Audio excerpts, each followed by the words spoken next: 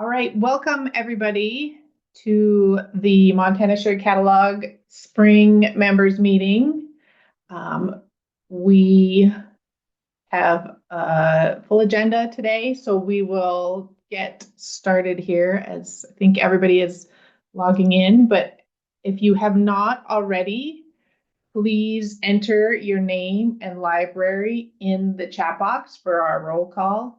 It goes a lot faster that way than if we individually call names and libraries. So, like I said, if you haven't already, please go ahead and enter that information in there.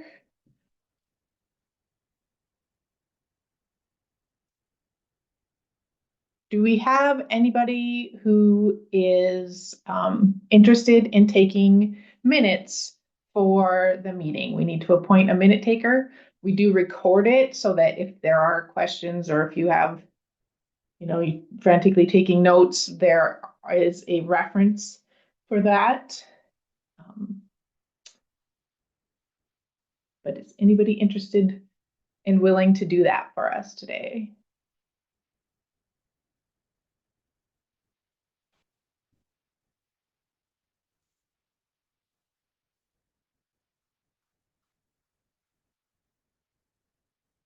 I can do it, Deb Western. Okay, thank you, Deb. That's great. Okay, so Deb will be our minute taker. I was trying to pull up, I have the agenda on the screen, but also we're just going to walk through it. If you want to see the full agenda, it is on the Aspen event page for this meeting. And if somebody from the MSC wants to grab that link and put it in the chat, that also includes all of the various documents that we'll be going over today. So the very first thing is MSC staff intro. So real quick, I'll put myself on the screen here. I am Amy Martwick. I'm the MSC lead system administrator. And so if you open a ticket or jump on office hours, you might see me there, get answers from me. And then the rest of the MSC staff are going to introduce themselves as well. I'm Mel Carroll. I'm one of the system administrators. I'm Laura Treader, another system administrator here in Helena. And I'm Kylie McGregor. I'm one of your system administrators in Belgrade. All right, next. We have the fall 2025 minutes that we need to approve. They are on the Aspen event page. I can also pull them up on the screen. We just put the chat, thank you, Kylie, in link to the Aspen event page if you want to look at the minutes. They've been on there for a while. If we can get a motion to approve those minutes.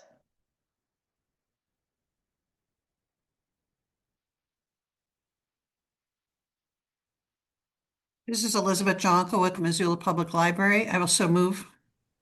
All right, we have a motion. Do we have a second to approve the fall 2025 meeting minutes? This is Jennifer Ball from Stillwater. I second. All right. Thank you. It has been moved and seconded to approve these minutes. Do we have any discussions? Does anybody see any corrections?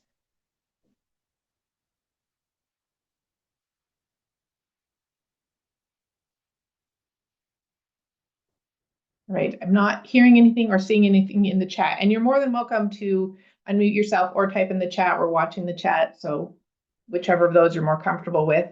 But hearing no discussion, all in favor, and for the votes, go ahead and type into the chat. All in favor of approving the fall 2025 minutes, please say aye in the chat.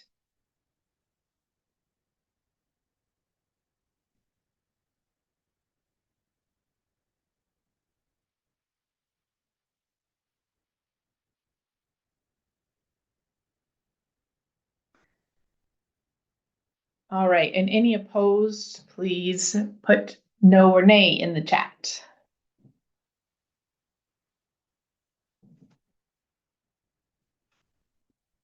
All right, the fall meeting minutes have been approved. Thank you, everyone. The next item on the agenda, the next action item, is the budget and cost share. And I'm going to jump out of the PowerPoint if I can and into our budget and cost share document. The when we had to post this according to our bylaws to give everybody time to look at it, we hadn't gotten some of the final information we needed from the state and various other places for funding. So we weren't sure exactly what amount we needed. We have since gotten those figures that we needed. And so we can ignore the 4% increase. A 1% increase would be enough to cover the increase in the Cersei Dynex contract and some other things. So we don't have to worry about the 4% increase. We have been, as we have been since 2020, just doing a percentage increase instead of working through the cost share formula because that is sort of out of date. So if there are any questions or anything, otherwise we would entertain a motion to approve this 1% increase for the MSC budget and cost share. So there's a question, is this for payment in 2026 or 2027? So it is fiscal year 2027. So the invoices will go out like, well, some people want them sooner, but it would be essentially for July 2026 through June 2027. So you get one invoice for that period, if that makes sense. So I think that the invoices go out usually with like a due date of November 2026 on them. And then there is another question of, did anything ever happen with the user-based formula from 2024? We are still working with that concept that we would like to have a sort of standardized cost share across the various MSL programs like Montana Library to Go, Montana Share Kellogg, and have it based on like service population and percentages so that it's not discouraging people from registering patrons or adding items or adding circulation, because those are all positive things. But it just hasn't come to a finalized version yet. We had, the changes and issues with possible federal funding changes, and so it just is not done yet, but it is still something we're working on.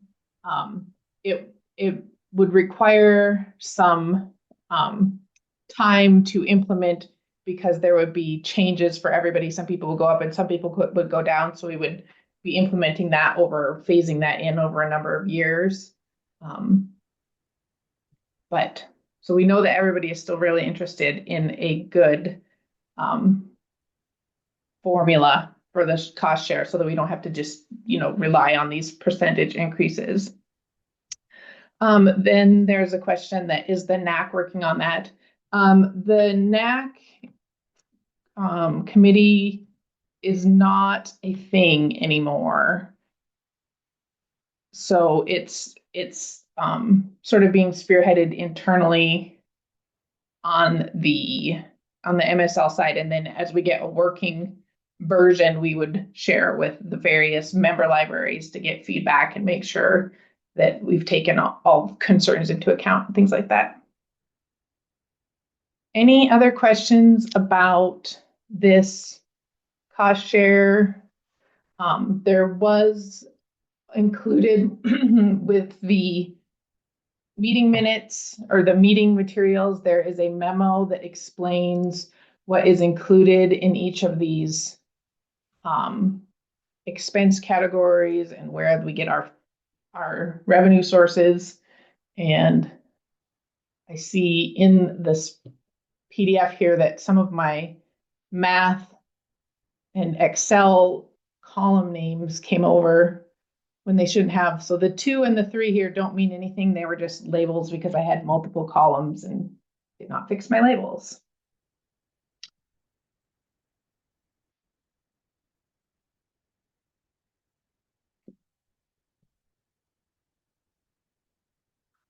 So if there aren't any other questions, if we could have a motion to approve the 1% increase for the budget and the cost share. Heather, Sydney, Richland County Library, I'll motion. Thank you.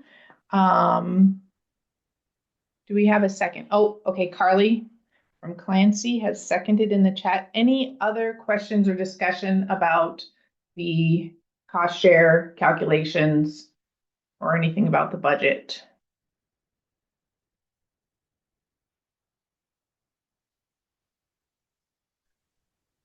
How soon can we get this invoice, did you say?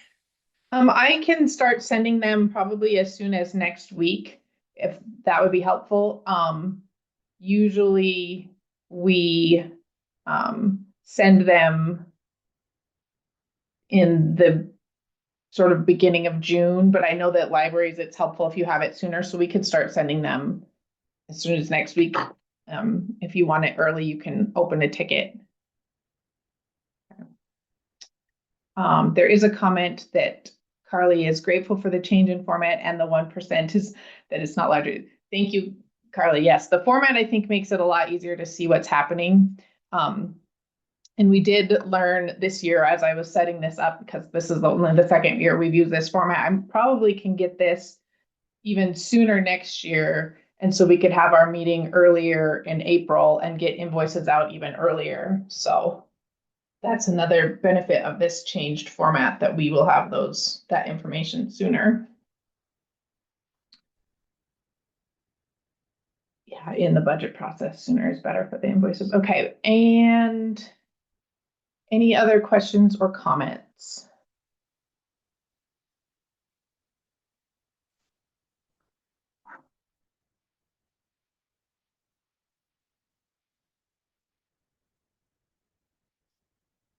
Yes, if you want your invoice before the middle of June, submit a ticket. We will send the invoices to everyone probably in mid-June. But if you want it before that, go ahead and open a ticket. Yes, another meeting in April is not so great. Yes, I did wonder, I was like, well, everything sort of piles together, but this part is the part where people then have to wait for the invoices. So timing is always suspect. Maybe we'll do a poll next year. There is a question about loving a copy of this updated budget sheet to share with the manager. We will upload one that has only the 1% increase, if that is what passes, because that is a good point. You might want the whole list and the numbers. So we will upload a version without the 4%.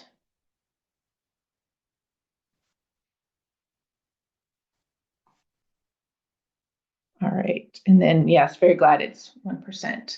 And MCPS was looking forward to having the formula looked at a bit. Agreed. It's the formula is it's rough. Oh, you do need to show the 3% savings. Okay, so yeah, so that we'll fix the columns and we can put both versions up there. All right.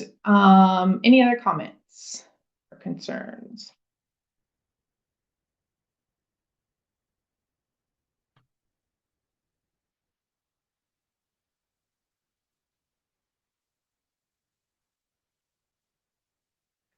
All right, so I'm not seeing anything in the chat. I'm not hearing anything. So all in favor of this cost share formula, please say aye in the chat. With the 1% increase.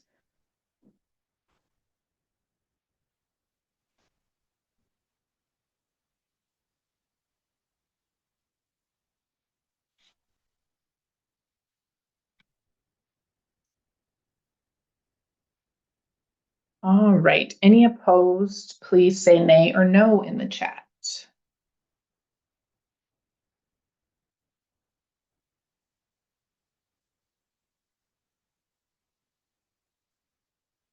All right.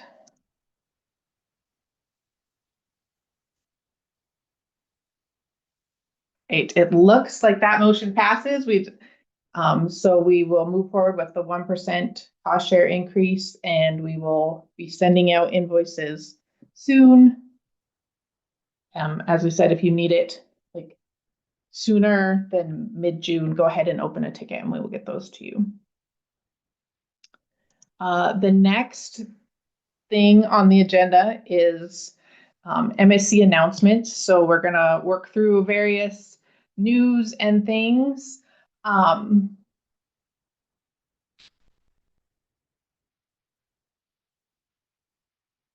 There is a question about, do we have to worry about number of libraries participating for passage of motions? We used to have that. We rewrote our bylaws in, I can't remember what year, to make it so that the members attending the meeting formed the quorum.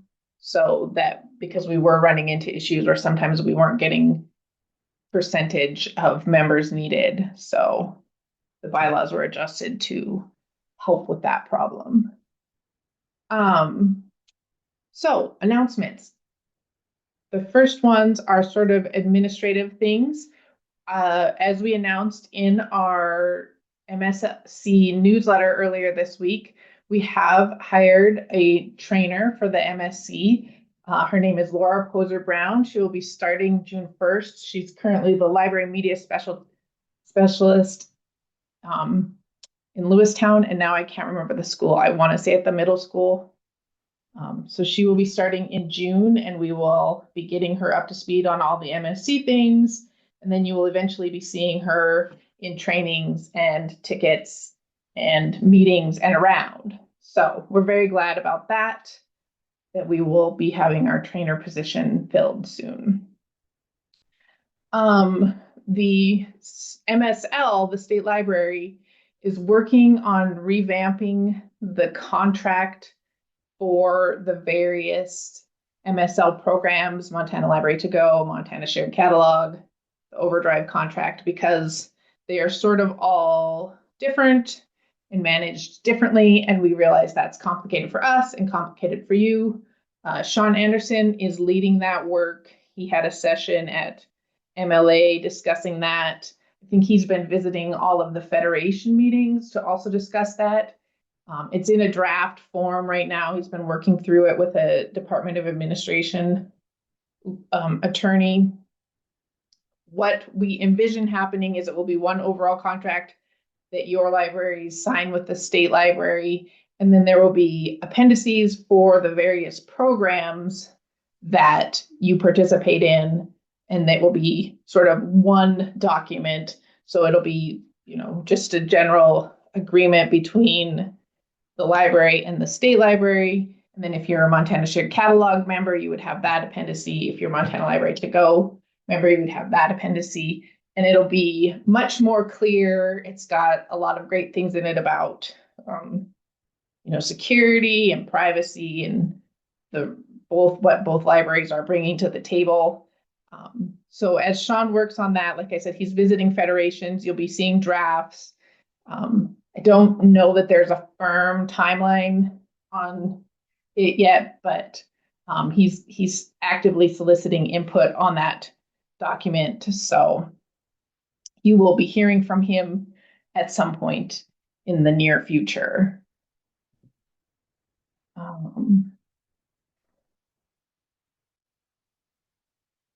Let's see, lost my place in the agenda.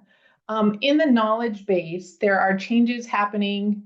We are doing updates for permalinks, accessibility with the requirements for accessibility changes. One thing that we have found recently is that some of the links that we have from one article to another will jump you to an outdated version of an article, and you will see this at the top. It says an updated version of the article is available. It says outdated down below by the 1.0. That blue wording is a link that will jump you to the newest version of the KB article. And we are going through and actively updating the linking between articles. We just haven't got to them all because there are a lot. So if you see that, click on that link. There are changes. You might see changes in how tables display and things as the ServiceNow administrators at the state IT level are making some changes on the back end.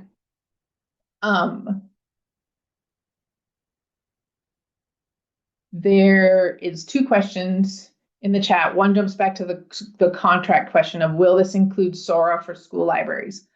That is a fantastic question, and I don't know the answer to that. I think that it might not, because the MSL is not administering SORA, but I could be wrong. So that would be a question for Sean. Because it's through Overdrive, but it's not Montana Library to Go. So we will find out, and if it does, there will be more information on that. And then there is a question about why the old link doesn't get replaced with the new content. So if you're on the main page of the knowledge base, or you do a search in the knowledge base and you click on any of those links, it will take you to the current page. Where this is happening is where we put a link manually from one knowledge base article to another, and there's apparently a couple of versions of that link, and we were grabbing the one that wasn't the permalink that would jump you to the newest version. It was sort of a version specific link, and we could not tell that, and we discovered it, and now we're fixing it because it was not explained to us that link that we could see and use and grab was not actually the permalink. So we're fixing them, but that's why. It's because those ones are hard-coded links that we put in there, like with copy and paste, and there's 2 versions of that copy and paste link, and one goes to any new version, and the other one goes to a specific version, and you can't tell just by looking at them very easily which is which. So once we learned that there was 2 versions, we're fixing them. Are all the meeting recordings and training recordings in the knowledge base? They are all on YouTube. I don't know that we have, they're linked from various KB articles. I don't know that we have a clearinghouse article that links all the recordings. We should probably have one for at least the meetings. Correct me, anyone in the MSC, if I'm just misspeaking there, and we do have a meetings link. We do have a meetings page. I believe it's under MSC info, where it has the most recent meetings within the last year or 2.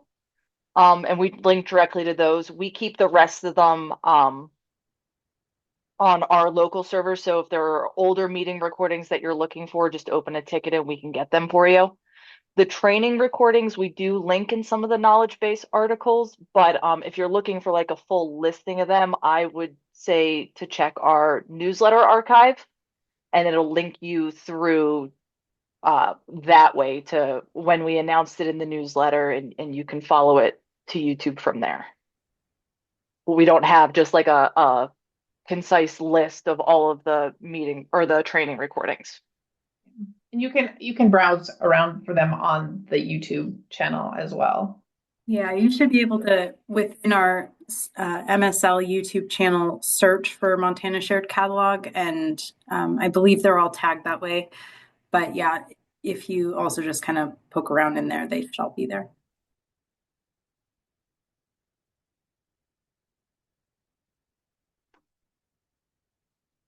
Any other questions about that?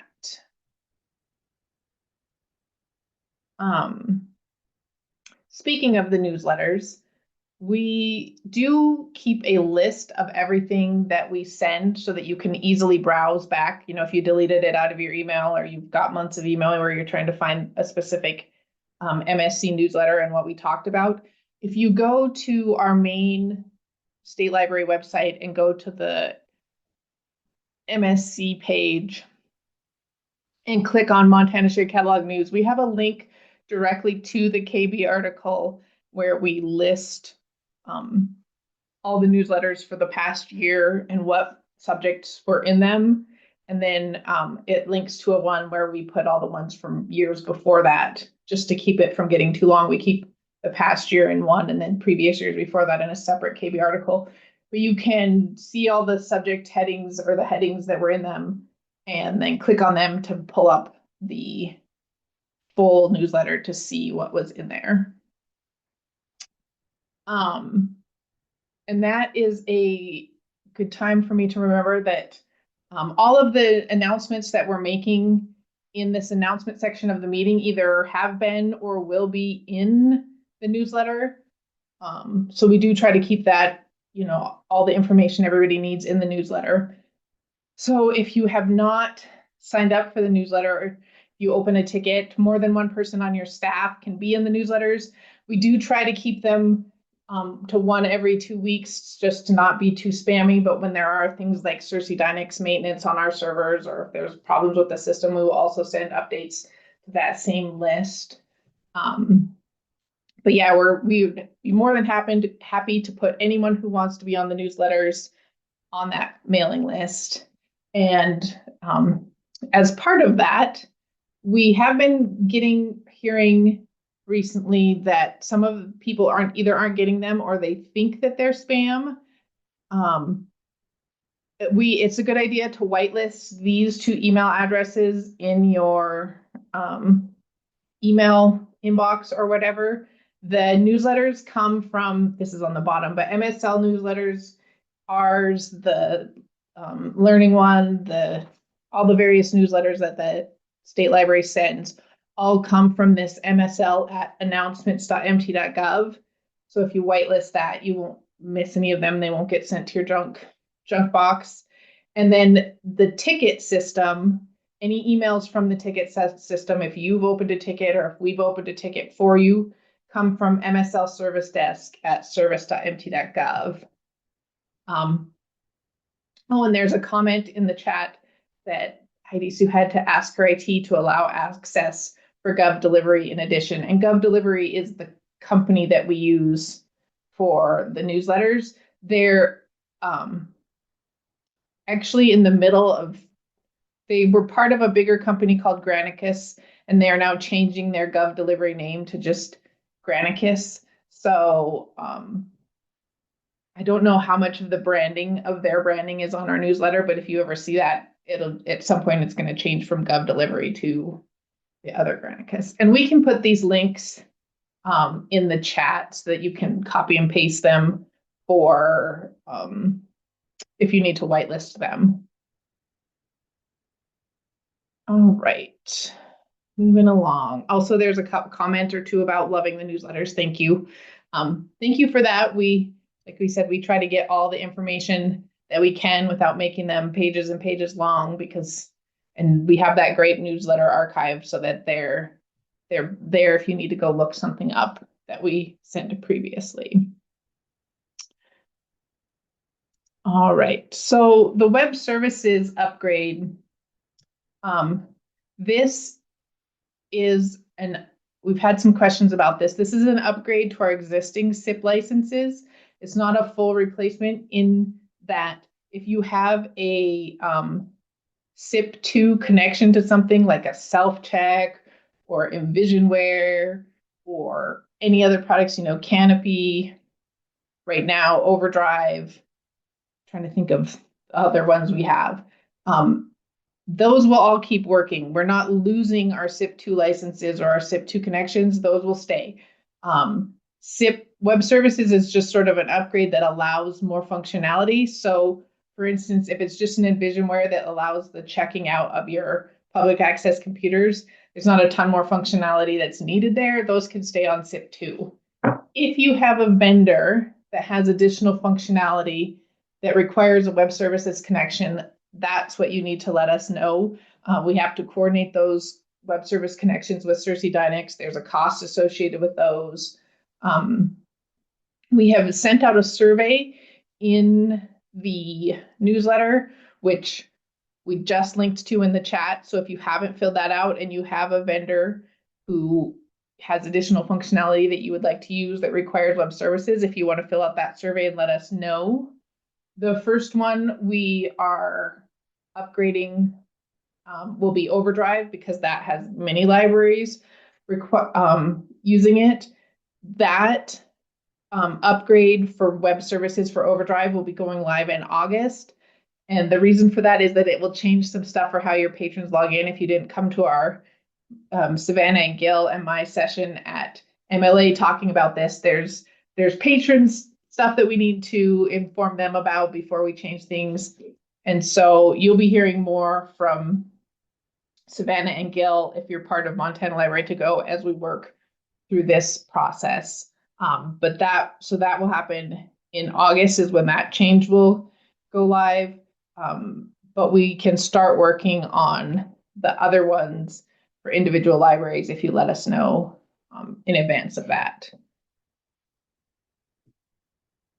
Oops. And then the last sort of administrative announcement is we have the 4.2 Symphony upgrade on the test server and are going over changes and configuration needs and things like that. And we will likely have a late summer, early fall upgrade period for that. So you will be hearing more about that from us when it comes time. We will do the normal where we warn you well in advance. We will have the installation files available for download for those of you who have IT who need to put it on a ton of computers instead of doing an update on each one individually. So all of that will proceed as normal. We don't have a date set yet because we need to schedule that with Cersei Dynex. So we will keep you upgraded on that. There's a question jumping back to the web services, making sure schools get included for our individual Overdrive subscriptions and the Montana Schools Overdrive. Yes, we are taking both the SORA and schools that are using web services or using Overdrive, not as part of Montana Library to Go, into account.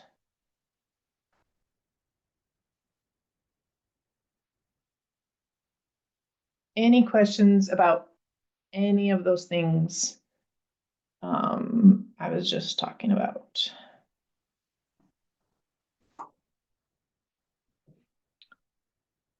Right. Moving on to, do you need to fill out the survey if the only thing you know of is Overdrive? No, if you don't have any SIP connections that need to be upgraded to web services, I think there's an option in the survey for I'm using SIP, but it's not, I don't need web services. So you could fill it out, but no, if you're not using anything else via SIP, you don't need to fill out the survey.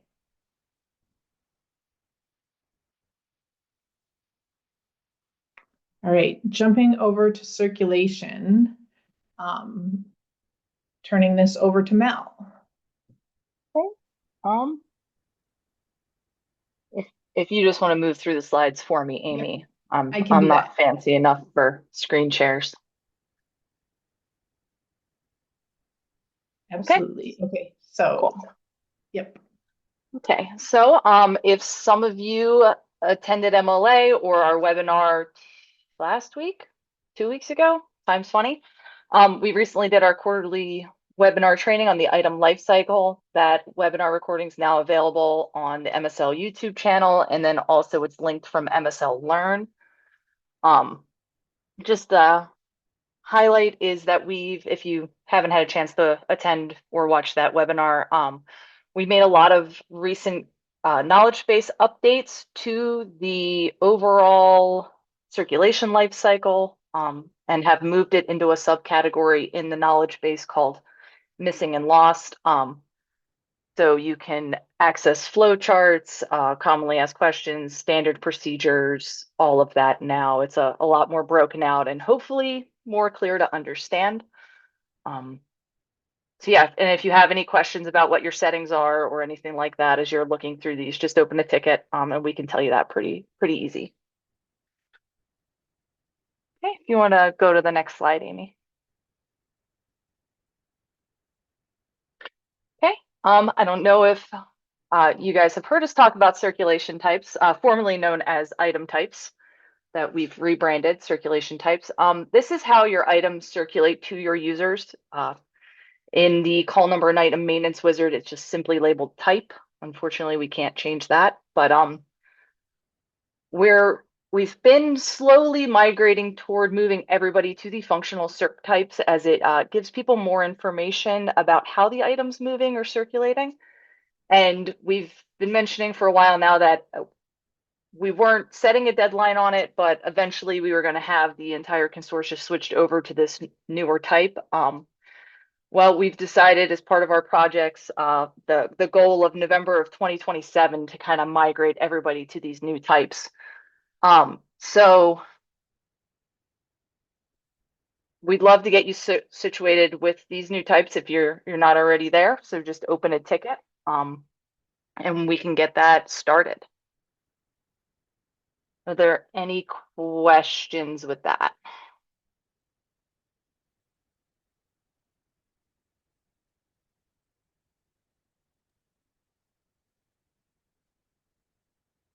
And as if you're typing questions, feel free to keep typing. I forgot to mention earlier in the meeting that we were going to run some quick polls. These aren't action items, so they're not official votes on anything. They're just questions we have or things we wanted some informal feedback on. So we have one for this circulation types question. And there is a question, is there a rough estimate of how many are on the functional types? I think don't. it's either about half or it's like a 60-40. It's very close to almost half, I believe. Yeah, that's what I was thinking, that we were at about half. We would love for you to initiate a ticket. Sorry, Amy, I'm jumping in Nope, on. go ahead. I'm just very excited about this. Jody asked the question in chat whether we want you guys to wait till we get to you, or if you can open a ticket. And if you're ready to get started, we would just love for you to open a ticket so we can get the ball rolling. Yes, and we should say that this is not just a thing where we just change stuff on you. We show you what you have, how they're circulating. We'll send you a spreadsheet of what our recommendations are. It's very much a process that we'll work through together. It's a good time to clean up some other stuff in your cat map if you want. But we're going to do the first poll. And it's, let's see if I can find it. It'll show up on your screen, and we'll give people a little bit of time to answer, and then we'll show what people are feeling. So we just wanted to do kind of a check and see how people were feeling about circulation types, as we've been talking about them for years, but are now sort of moving into the final push of getting libraries moved over.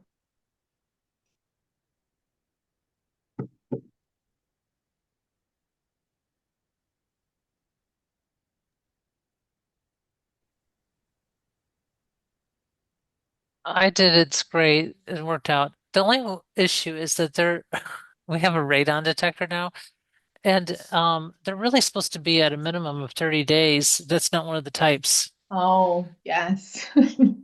That is a fascinating library of things intersection with the functional circ types.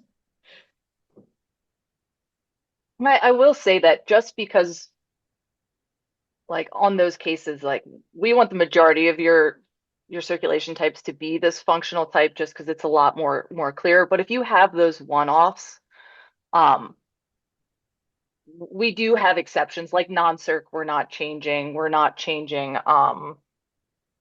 A couple others that I can't think of off the top of my head, like lost item, you're still going to see as lost item. It's just mostly like your high common items, like for the format-based circ types that we were before, like you would have book, CD, magazine, some people DVDs, where they all say different things, but they're doing the exact same thing on the back end of the system. So that just really, it gets confusing for us as we're trying to coordinate everything on the back end, and then also for staff and patrons by like how long they can have particular items.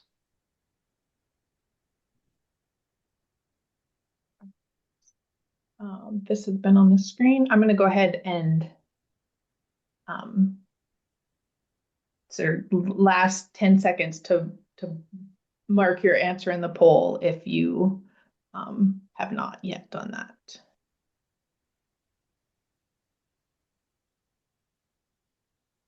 We need like poll music. I don't know what we would use. Something upbeat. All right. The Jeopardy song. Yes, the Jeopardy song. Okay, so I'm going to show this so that everybody can see it. I think it just pops up on the screen if you can't see what the answers were. So it looks like most people who have answered the poll here have not switched yet, but are not worried. So great.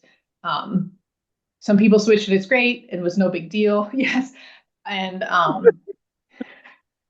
and if you're worried, we will help you through it. We will make it as painless as we possibly can. And Elizabeth had poll music versus POLE music. And as I was saying it, that popped into my head. And I was like, it is, the words that sound the same in English sometimes get us into trouble.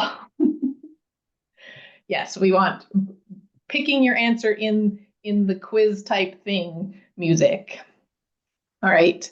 So jumping out of that and back to the PowerPoint. If there's any questions, please continue to put them in the chat, but I'm going to move to your next slide, Mel. Okay. Yep, thank you.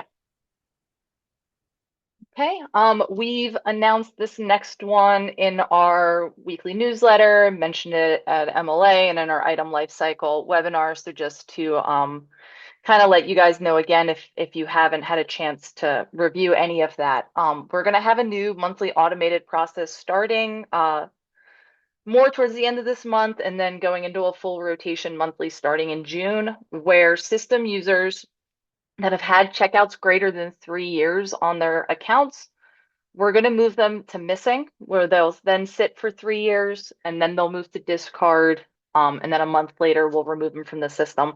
And this is just kind of a way to keep things moving and clearly defined and easier for staff. System users are just meant to be temporary locations for these items. And sometimes you get finished a project and you kind of forget that it's on this card, and that blocks it from your patrons being able to check it out or see it in enterprise or what have you. So this isn't something designed to replace staff managing the system users on your end. It's just kind of there to catch things that fall through the cracks. And so it's a very elongated process, if you will. Are there any questions on that?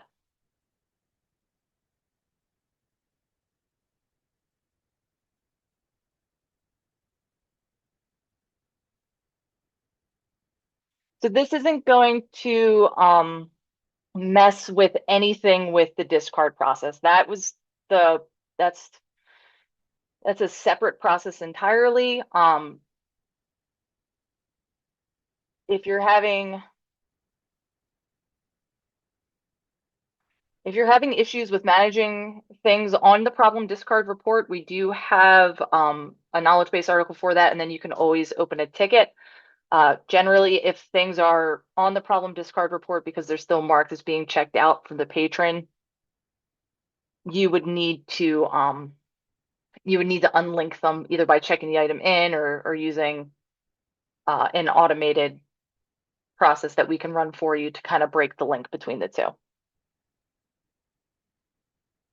And then another question is, will that impact items we marked missing? If it's not checked out but missing, will it be marked discard automatically? No. So this is a separate process than the mark item missing. It kind of folds into the missing process a little bit. This is just for system users, like you would check out to story time, or you would check out to a repair user, or you would check out to a replace user or so forth. Like, I'm running out of examples off the top of my head. The missing user, or using the mark item missing wizard, after 3 years, that does go through and it's automated, but it's kind of separate, but still included, if that makes sense.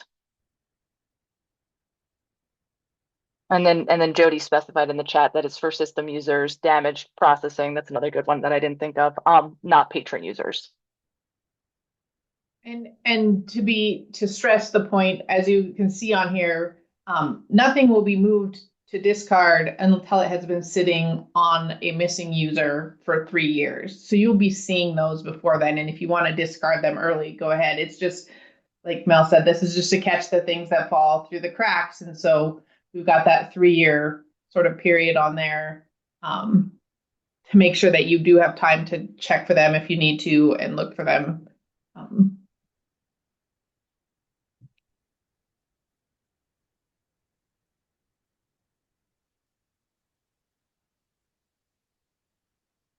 Okay. If there's no more questions right immediately, I mean, feel free to keep adding them in chat. I think we're good to move on to the next slide. The other thing that we've been working on right now is the school end of year process. We're working through the end of year survey as well as the other tickets that are coming in about it. So we're working on the notices and inventory and due dates and such. If you are a school on here and you haven't heard from me yet, you will soon. We're doing something new this year where it's automatic school grade level roll-ups, as kind of a way to keep things running more efficiently on the back end for you. So I will be reaching out shortly if you have not heard from me yet.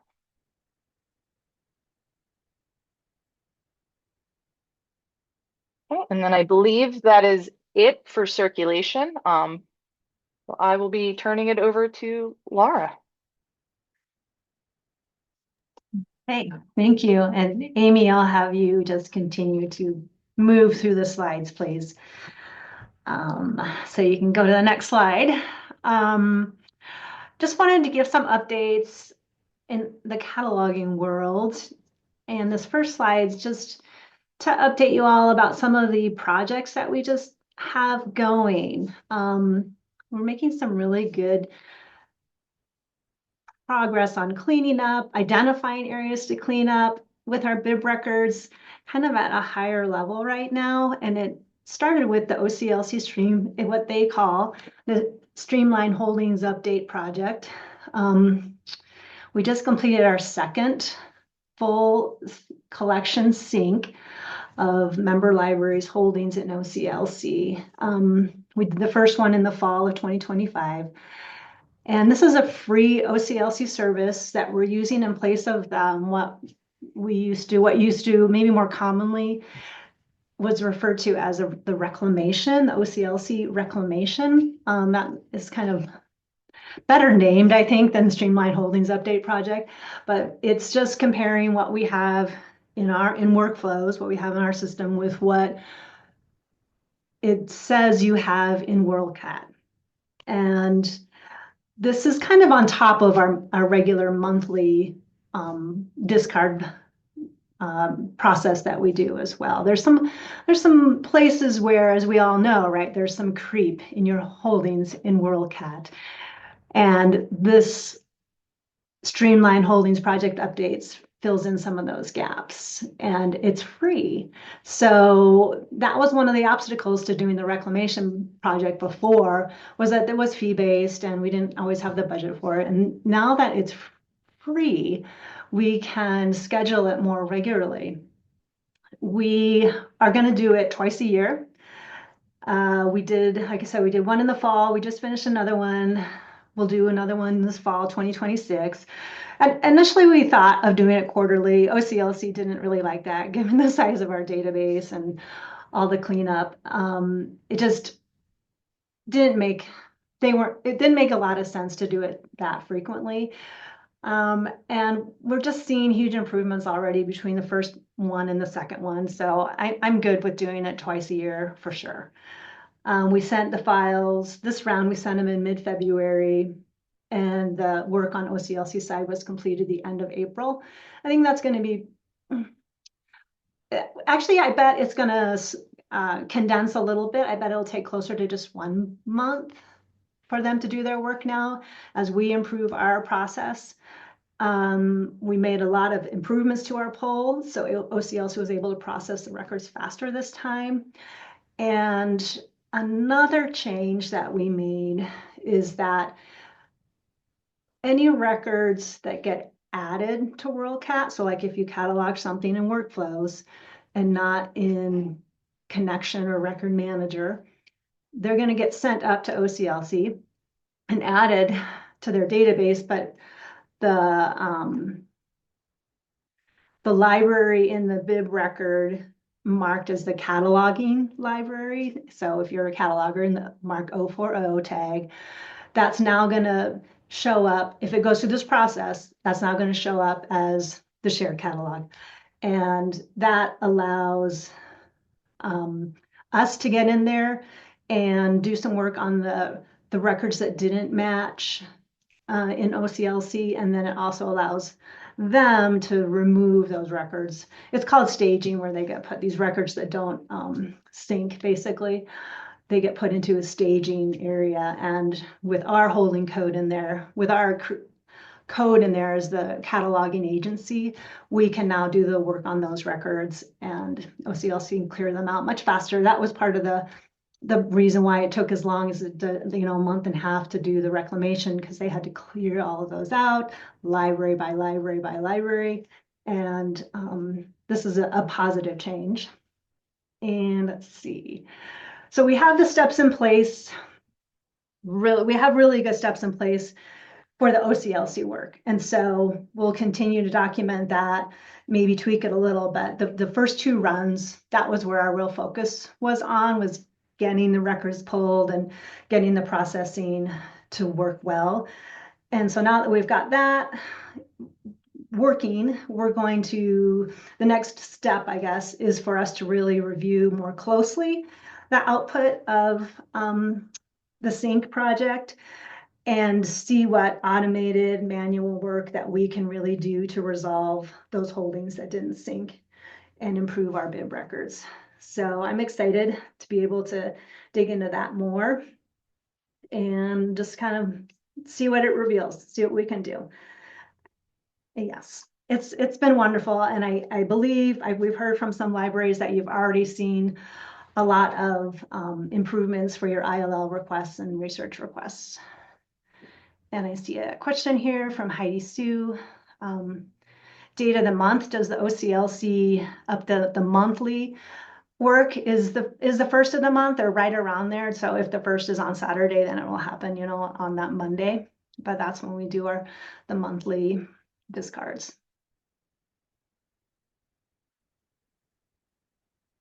Okay. And then the next point on here on this slide is the CRC Dynamics bibliographic analysis. And this is an annual service that CRC Dynamics provides to us as part of our contract with them. What they do is they send us a profile of the bib records in our system. They give us a kind of a description of those records and point out and show some indicators of the quality of our records. We get a set of 12 reports out of this, and we can request this annually. We've requested it in the past, but we've had trouble getting the finished reports from them, but that issue has been resolved. And so it was in late February, right at the end of February, where we officially finally got our first set of those reports. I've used the reports to do some initial just kind of manual cleanup as a way to just see what's in the reports and just kind of poke around. So just doing cleanup while I was looking. Let's see, like some examples, it shows like bibs with no 245 title, which is the title. Bibs that have obsolete mark tags or undefined within our system mark tags. So it's a mix of really just record by record work, but also just the mark format settings in our system can reveal some of that. So yeah, my note here is beyond cleaning up of specific records, we're going to be able to use these reports to identify areas for kind of batch cleanup projects and where some more training might be needed for everyone. So that's pretty cool. And then the next 2 on here, just because I was just like, well, let's just kind of confirm some of the maintenance stuff that's ongoing. The authority update service that we get from Cersei Dynex is certainly not new. We've been doing that for probably from the start. This is a quarterly service, again, included with our contract. It does updates to existing authority records we already have in our system, and new authority records that have been released, that have been loaded to Library of Congress, that match some unauthorized headings that are in our system. So it does update Library of Congress name, series, and subject headings. So I said quarterly, so we're coming up on the next one. Their quarterly schedule is March, June, September, December. And that just kind of runs by itself.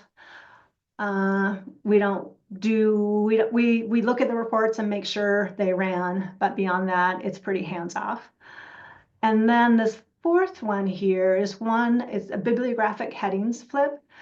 This we just initiated in 2025. Another process that's part of our service our contract that we get with Cersei Dynex, and it can be done annually. So we went ahead and said, yeah, let's do it annually. It's kind of a supplement to the authority process that we have. I'm still digging in to learn exactly how it's different. I mean, I'm thinking it's just a deeper level of authority work. One of the things that in my, was a highlight to me was that it corrects punctuation in headings, which can be an issue in enterprise. So that seems exciting. This, again, Amy just got the email about it, that it's scheduled for, I think, sometime between now and the next 10 weeks or something from now. They give us a really big window of when it's going to be happening, but we're on their schedule. And so I'll be able to look at those reports again when they come out here in the coming months. One of my goals is to get a article for you all about some of this work that happens. So it's not just, you don't just kind of hear about it sometimes when we share it. I do hope to get in the near future an article about the authority works. We do get questions about that and what is it doing and what is it not doing. So, and that'll help me dig in a little deeper as well. But I'm really excited about all of these things that we're doing and seeing some big improvements kind of overall in our bib records. Any questions about that?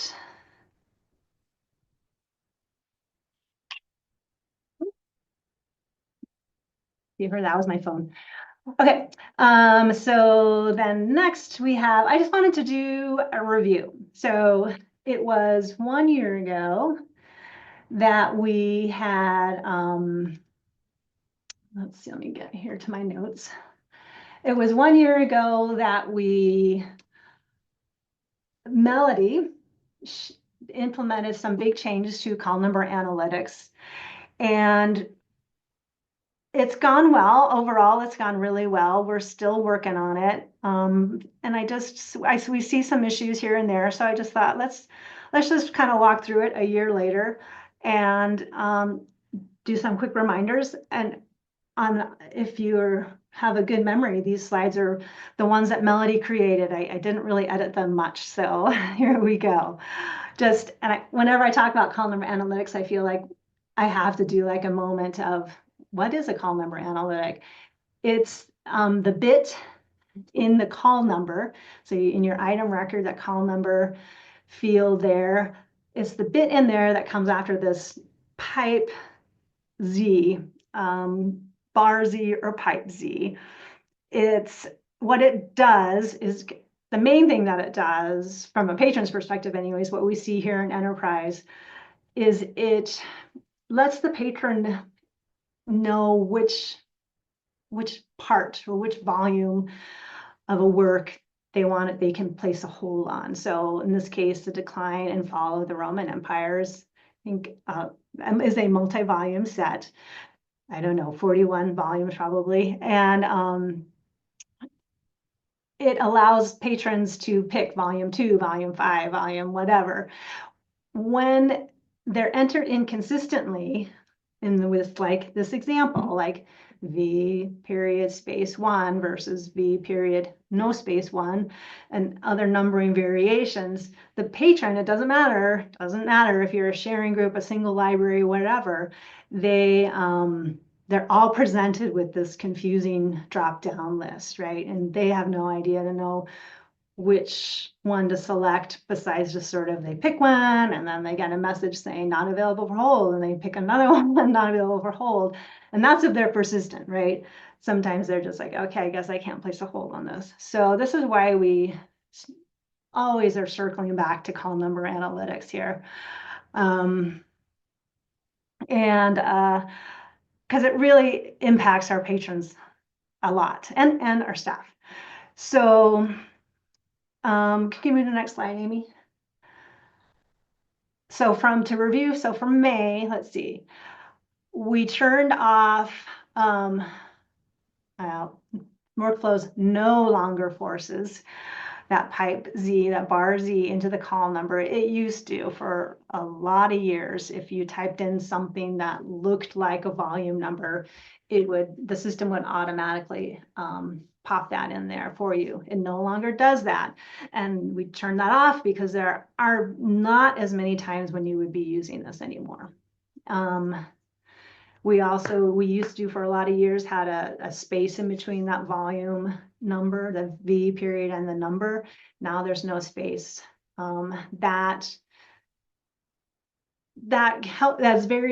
makes it consistent with serial controls.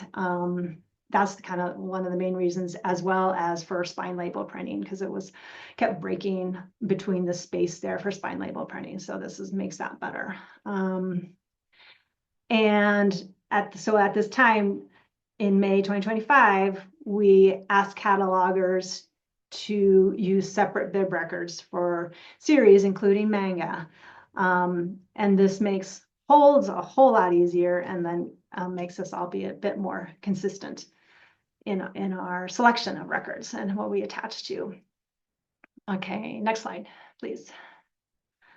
So books that come out annually, regularly. This was happening a lot before, but we made more clear guidance or a more clear commitment to these travel books or Guinness Book of World Records to just put them on separate records. Yes, we know there's a record for Guinness out there that you could put all your years on, but that wasn't working great in our system. So we're asking you to get the record for Guinness 2026 and put it on there. When 2027 comes out, probably pretty soon, seems like it comes out so early. Get the record for that new year and put your item on that. And in this case, you're not going to use the bar Z, the call number analytic. The exceptions here are yearbooks, like your high school yearbooks, annual reports. Those make sense to stay on one record. Okay, next slide. And then books that are part of a complete set. So the classic example being an encyclopedia, but we got our decline and fall of the Roman Empire here. Those ones still do need a call number analytic because you're going to have multiple volumes, and patrons need to know which ones to put a hold on. So you got to manually add that symbol, that pipe symbol Z, and then V for volume, period, and either one. If you have the number one, some libraries just use one barcode for their entire set of an encyclopedia, then like the first example in the table there, you would put V period 1 through 27 to include however many volumes are being attached to that call number or to that barcode. And do not include any other information after that bar Z. That's going to hold true for this as well as the next slide. So basically, you want anything that's in that bar Z, the call number analytic, to be very consistent. So you're not going to, in this example, like you wouldn't put the year after the bar Z, you would just put the volume number and that's it. Okay, next slide. Laura, we had a question asking for some clarification on if someone typically adds an item for the Guinness World Record title, can we continue, or should we do separate records for all of them? You should do separate records for all of them. It is something that we will clean up. So I'm sure there's one in there, got added in there that's for the shared, for one run. But we would ask you to do them on separate records. And if you have trouble finding a separate record, let us know, open a ticket and we can help you. Yep, that's the answer, Deb. Okay, thank you.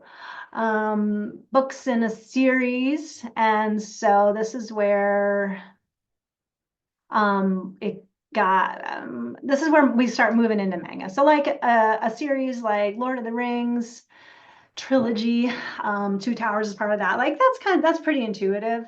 Like I don't see libraries getting a Lord of the Rings trilogy bib record and putting all of those 3 books on there. Like intuitively, you're going to get a separate record for each of those.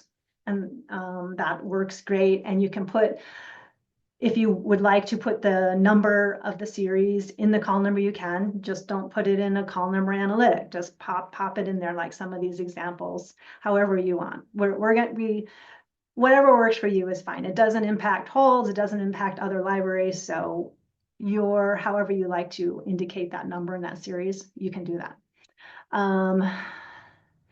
The second point, the book on a series without an individual tile like manga should be on its own record. And that was one of the big changes done from last year. We were recommending people put them all on one shared record.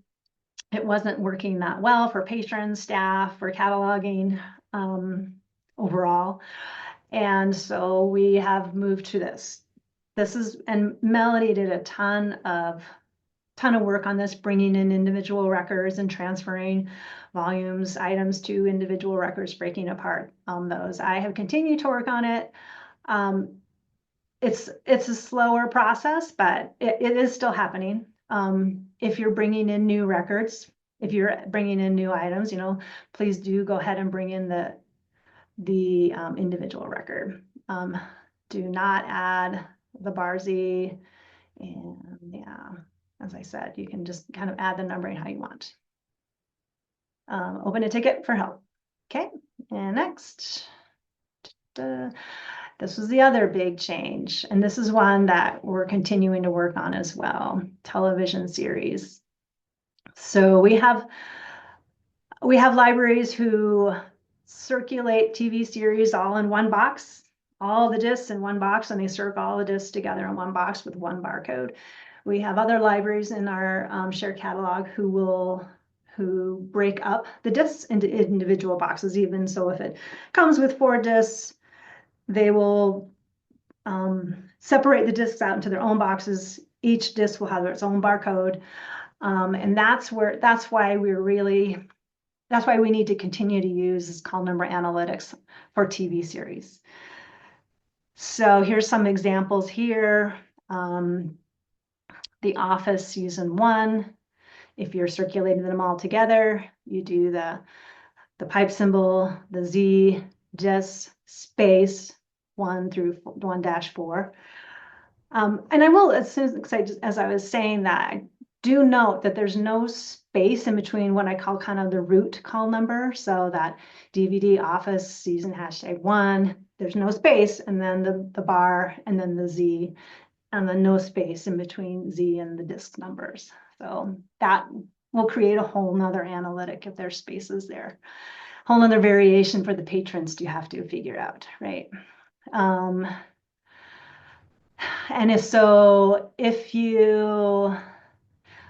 if you do break up the discs individually, you would just do, as in like that 4th bullet point there, just not example on this table, I'm just noticing, it would be DVD Yellowstone, season.3, bar, pipe symbol Z, disc 1. DVD Yellowstone, S.3, pipe symbol Z, disc 2. So that's what you would do.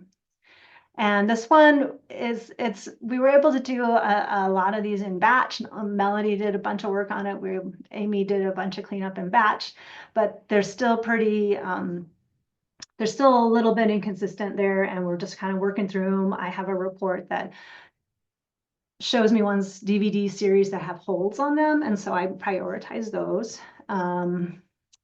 And try and get those going. If you see this added for your library, please do not remove this analytic, even though if you didn't put it on there and you're like, we don't do this, you do this because you're part of the shared catalog. So Mary Drew confessing she did it wrong, but you're going to do it right now. So that's why we're doing this, right? So we all like have these reminders and clarifications here. So I think that's good. Any questions about TV series? Okay, next slide. Oh, and we keep this up here just to show you where that pipe symbol is there. You hold the shift key and then the other key that's highlighted in orange there, and that will give you that. And let's see, what's the next slide? Okay, and questions. We do have a KB. Melody did a nice flow chart in there, that especially for the TV series, for the DVDs, how to decide if it needs that you should be doing a call number analytic or not, manually entering that. It's a good article. It's easy to overthink though too, so don't hesitate to open a ticket and ask questions, and we'll work with you. Okay. All right, and then one more cataloging update I wanted to share. We're doing lots of work, but we get a lot of tickets about, and even Denise already shared doing the radon detector, these library of things items. You all have been circulating library of things items, and by library of things I mean non-traditional library materials such as telescopes and cake bands and radon detectors and fishing poles, all of those things, right? So we're trying to give you some guidance on it. Folks, you've all been doing great and kind of winging it for a lot of years, and that's good because you need to get them in the system and you want your patrons to be using them. But we're trying to give you some more guidance so it'll work better for you, for your patrons, for our OCLC upload process, for on a lot of different levels. So we have this new subcategory. It's not whatever, relatively new, right? Subcategory in the cataloging KBs called non-traditional materials. I didn't call it library things. I don't know, partly because there's like laptops and tablets in there, hotspots, which maybe aren't thought of as library things. I mean, again, I was overthinking probably. So anyway, non-traditional materials. We have the first one on that screenshot actually is cataloging library of things and workflows. And it has some general guidance about it. It's still very much in development. I published it, but it's still kind of in the works. But I just wanted to get something out there. We have an article specific for the spectrum telescopes that many of you picked up at MLA or are having sent to you. Paulette at Missoula made a great, very specific article for those telescopes that you can attach your item to. It's good to go, ready to use. We do ask you to use library item category 1 of library of things, LOT, for that. As well as your other library of things materials. One thing about this that I just want to say is that there isn't one way to do it, and we have a very specific bib record for the spectrum telescopes for a reason, because it was part of this grant project. We know you're all getting them.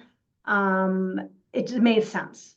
But if now you have 2 other types of library of telescopes, do you need 3 more records for your individual records for all of your telescopes? Can you have a more generic record for telescopes? Can you have a shared one? And the answer is yes to all of it, right? Unfortunately. But we're giving you more guidance. We want you to always think about your patrons, your staff, one example, I'm thinking Mary Drew, because I'm looking at your name there in chat, like I know you have folding tables there, right? Up in Whitefish that you check out, and that is awesome. For that record, do you need to know who's the manufacturer of the folding table? Like, do you need a very specific record for that? Or do your patrons just need to know that it's a folding table? And likely in that case, they just need to know it's a folding table. So the bib record may not need to be as specific as the spectrum telescope record, right? Yeah, Mary Drew is right. Like, what do they need to know? They need to know how big it is. They need to know the size of it. They don't need to know a lot more besides that. Maybe they need to know if it's plastic or metal, just because that would be useful for how heavy is this thing. But really, they need to know the size. And so you could have one record that is the 16-foot table or the 6-foot table, and then another record for the 8-foot table. Or you could have one record for the folding table. And now you can start using call number analytics again, right? We can pull that in there. So the call number analytic is table and then a call number analytic for 6 feet. And then table as a call number and call number analytic for 8 feet. So there's a lot of options. I wish we could just be like, everyone do this one way all the time, and that would work. But for these materials, it just doesn't. So we're trying to give you some good guidance in the KBs, things to think about and decisions to make from a patron perspective and a staff perspective and your perspective too, as a director or someone reporting on these. Like, what do you need out of this? How are you doing this? And let's then make it work. What makes the most sense for that? Just thinking about another example of cake pans, right? So we have a KB on cake pans. Some libraries don't even necessarily need to put it into the system. They've got a little binder with photos of the cake pans. They've got a message sharing that they have cake pans. They're not needing to even track it in the system. I think the system, I want you to always consider putting them in the system because you can get some good statistics and some good things out of that. But if it's overkill and you're like, I don't even need a bib record. I've got, 5 things sitting at my desk and our patrons know it. And we'd have a piece of paper or an honor system or whatever. Maybe that works too for these materials. So I just want you to provide these things, these materials to your patrons, to put them in the system if you want, and reach out to us. It's really very much a work in progress. Hopefully there'll be a point where some of these articles work great for you and you don't need to open a ticket, but just don't hesitate, just open a ticket and we'll look through it. And honestly, opening a ticket helps me because then I can see more of what materials you have and what would be some good ways for handling them. Sorry, that was kind of rambling, but hopefully that was helpful. Let me know if you have any questions. I hear what you're saying. Like with tables, it's not like who cares about the vendor, you just want the size. But like for the radon detector, it turns out that when you call a radon company, they want to know um, what radon detector you used and stuff like that. And some more maybe scientific instruments, it's important to have the details. Mm-hmm. Yeah, so that's a great case right there, Denise. That's great. Thanks for sharing that. So in that case, okay, for the radon one, maybe we do want to do a really manufacturer specific bib record for that.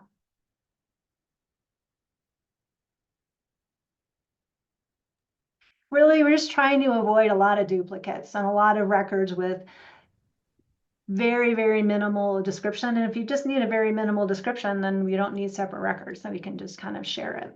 So, all right, great, Heidi Sue. Don't hesitate to reach out. We do have another poll. This one is doesn't touch on any of the things Laura was talking about necessarily, but it's about cataloging. So we are going to do this now. So we have a question about item category 2, which for most of our libraries, some of the specials, it's not, but for most of our libraries, it's the audience level for the material. We have 2 questions that I will put up on the screen. We have historically we've used easy for the pre-juvenile children's materials, but there has been a trend in the library world to move that to being called early. So we are asking about your opinion about that. And then the second question is between juvenile and YA, do you wish there was another category between, does your library separate that out in that sort of age span into 3 groups or 2 groups? Or what is your opinion on that? So 2 questions, give you a little time to answer there.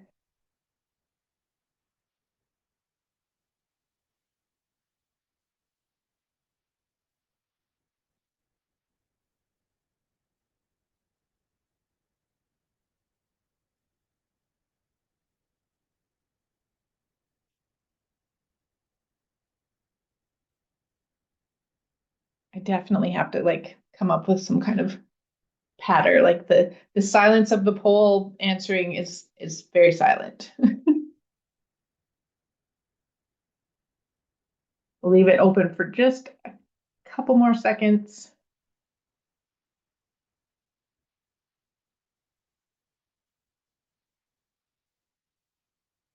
Yeah.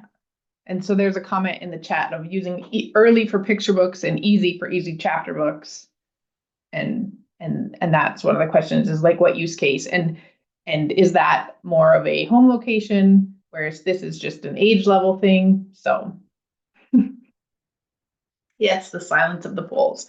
All right, I'm going to end the poll and then show everybody how we all voted just to see, because I think it's interesting. The early and easy is dead tie. People like them both.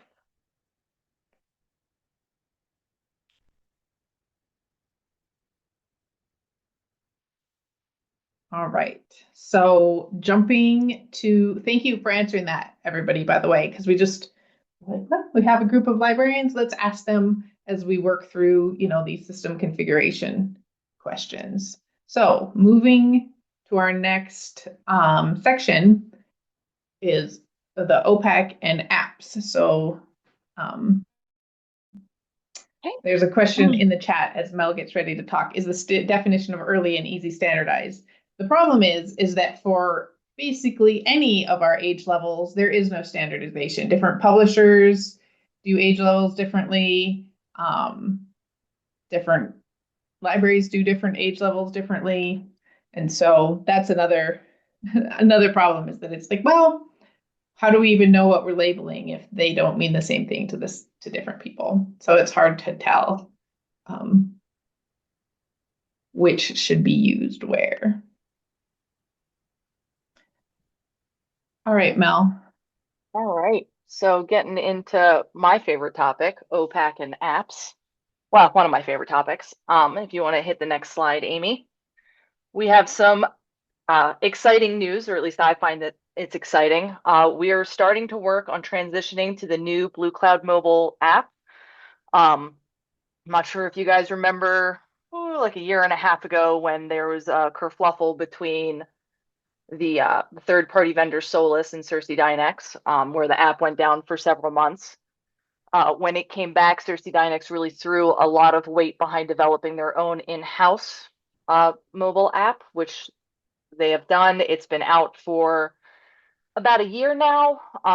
We are finally at the point with all of their kinks and bugs and getting it consortia ready that we're ready to join it. The only thing to note, like the main difference that I think is probably going to be more important to some of your patrons over others is that at this time, linked accounts is not yet a feature in the app. They are working on it. I do kind of expect by the time we're ready to roll this out, that might actually be a feature. So it's kind of a footnote.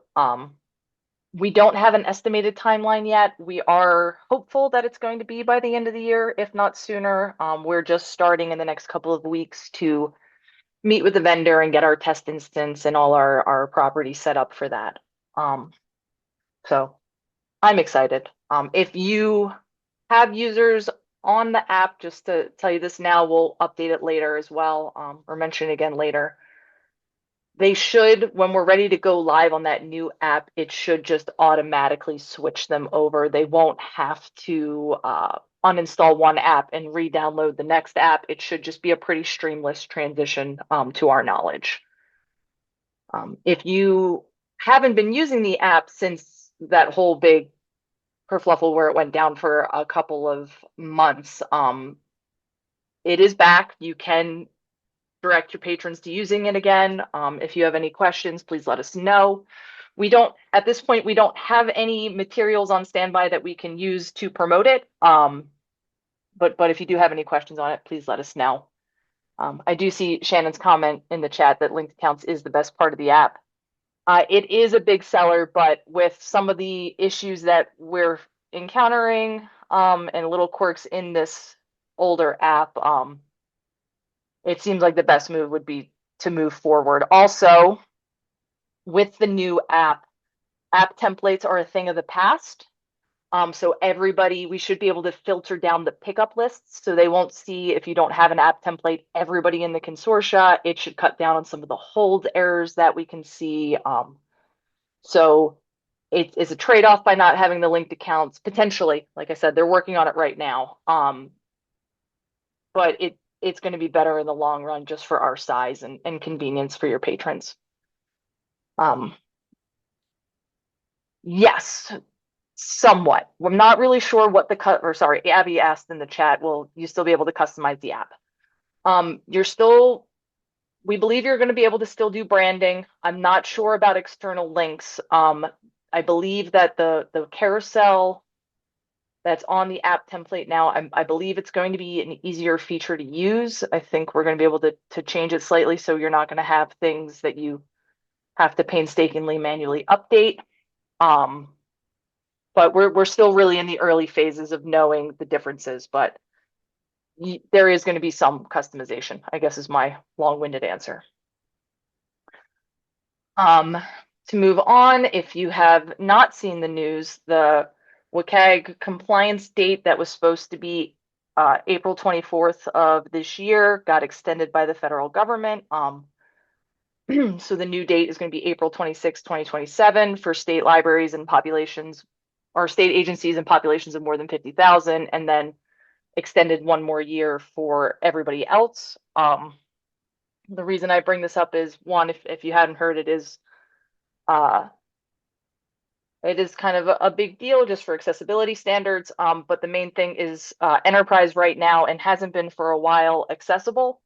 The vendor has released a patch for that to kind of address these WCAG compliance issues, and we will be undergoing an upgrade to version 5.2.1.7 on May 18th. So we'll announce the downtime in our newsletter, the next one that's going out. But just to let you know that we are working with the vendor to get that application more accessible. And then another exciting thing, which isn't probably anytime soon for us because it's probably not going to be released consortia ready, but Cersei Dynex is working on the replacement for Enterprise. It's going to be called Discovery.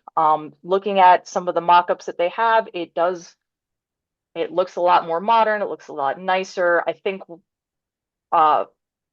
we may lose some of the granularity in customization, but they're addressing a lot of the fun quirks that we have in Enterprise right now in Discovery, so it'll be a trade-off. But Cersei Dynex's timeline for the pilot release is going to be the end of this year.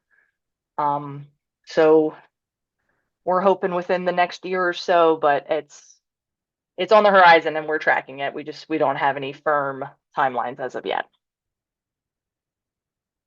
Laura's going to take this audio devices display in Enterprise. But I was going to ask if there's any questions on anything I just talked about, and I see Heidi Sue put in the chat, is it possible that this new discovery might be linked inside Amazon so that people searching for a book can see library borrowing options aside from purchasing? Oh, I somehow doubt that Amazon is going to allow that. If you're talking about like being in Amazon and seeing if you can borrow it from a library, that seems kind of against funding models for them. So no, I think what you will probably see more clearly is when you search for a title in Google, you should get a pop-up of whether it's in your local library. That's a product called BC Visibility, and I don't, Laura might speak to this because I haven't really been tracking that one, but we don't have that turned on to my knowledge. But No. yeah, that might be something we can look into, or that they might better develop with Discovery coming out.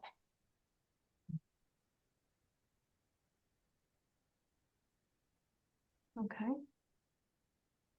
So the last bullet point there was audio devices displaying enterprise, and I added this slide here just to illustrate it a little bit. We've had some tickets about how like playaways are displaying an enterprise, in particular the format, which is in a facet, if you have title format as a facet, as well as in the middle screenshot there is like a results display, and the screenshot on the right is an item detail display, and it's variable. And sometimes it's sound recording, sometimes it's electronic resources, sometimes it's audio discs, sometimes it's books even. It depends on the cataloging, and there's a lot of these records in OCLC for playaways in particular, but this would apply to other preloaded audio devices. But there's a lot of inconsistency in the records in OCLC that trickle down into our local catalog. And in particular, it's with the more technical coding in the bib records. So it depends on the cataloger. OCLC, anyone can put records in OCLC, all of us can and do. And so there's just variations in the quality of the records. Vendors put half-done records in there, right? And then they get used.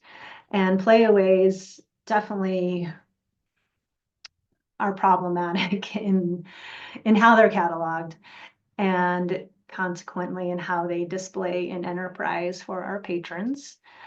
And there are national standards for playaways, for the coding and playaways. So I based this initial work off of that.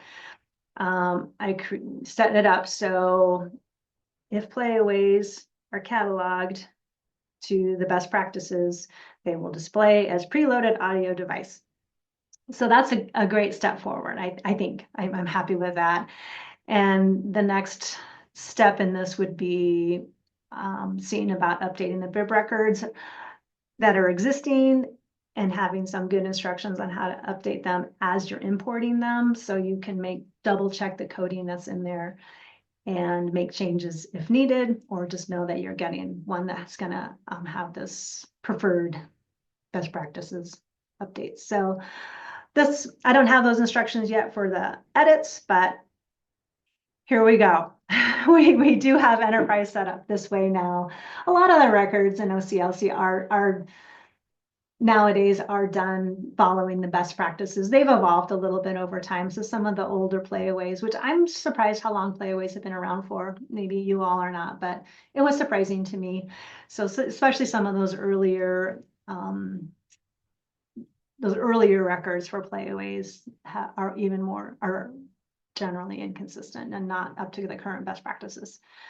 But I wanted to show this as a win, and that I do have some other formats on my hit list now that I kind of dug in a little bit more on this that we can bring out. We've got a lot of kind of other formats that display in enterprise, and see if I can get those to be more specific, like this one.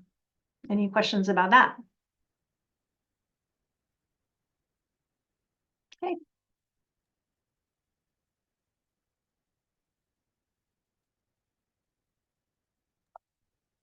All right, we have our third and final poll, which is enterprise related.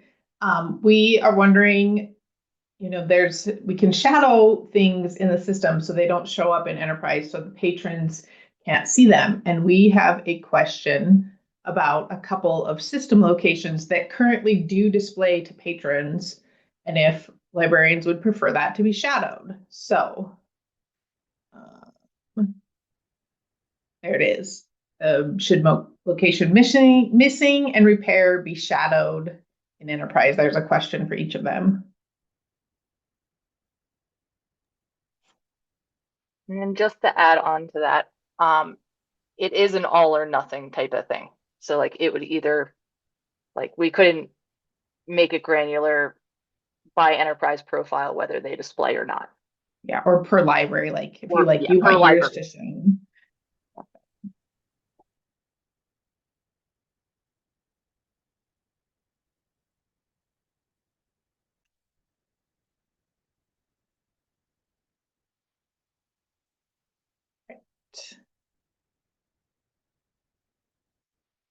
Going to give it just 10 more seconds for people to vote.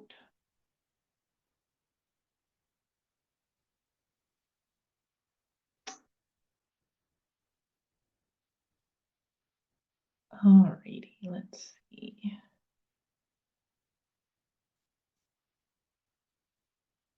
I'll put that up on the screen.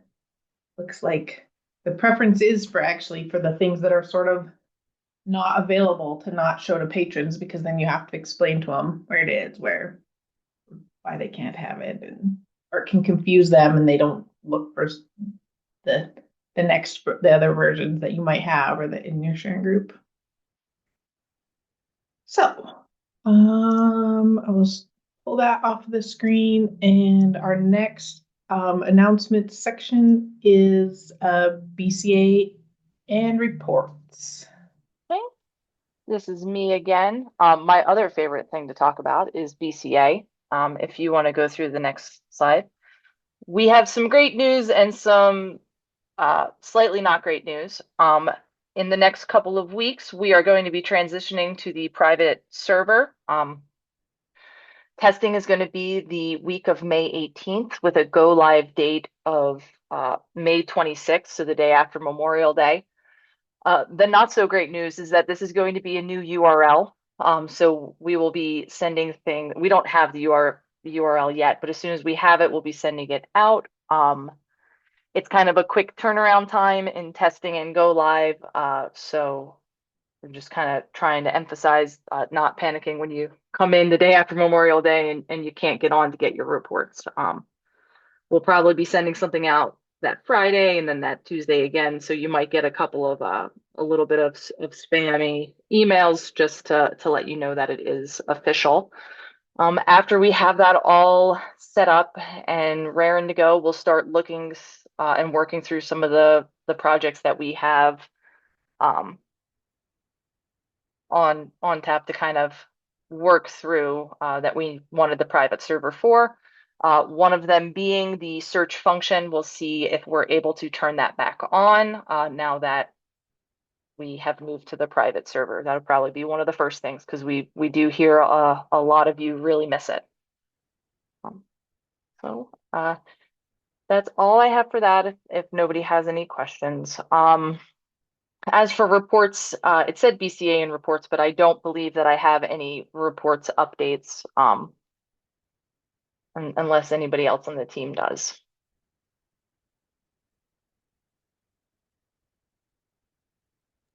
I don't think we do. I think I copied the name from the knowledge base section and then but don't have any reports updates because we've tried to move most of our reports to BCA. So yes, I will do a shameless plug. If you still have overdue notices or hold pickup print notices in workflows that you would like to move to our BCA PDF, no adjusting branded format, please open a help desk ticket. We'd love to get you switched over. We can also do call lists that you can get delivered on a reoccurring basis that has the patron's name as well as their phone number, so you don't have to go digging through workflows if you're a library that still calls. So yeah, just open tickets. So question from Elizabeth. No, you will still have reports from the 18th to the 26th. We're not going to migrate over until the 26th, so you should still be able to use BCA as is for that week of testing. Us admins will just be working in two different programs.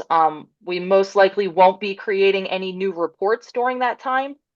But you can still open tickets and request them. It'll just probably be a delay as we're getting up and running in the new server. Yeah. Existing BCA will be fine and stable. We'll just, as Mel said, there'll just be two simultaneous, our current one and then our new one on the private server will be both up at the same time, and then they'll move us all over.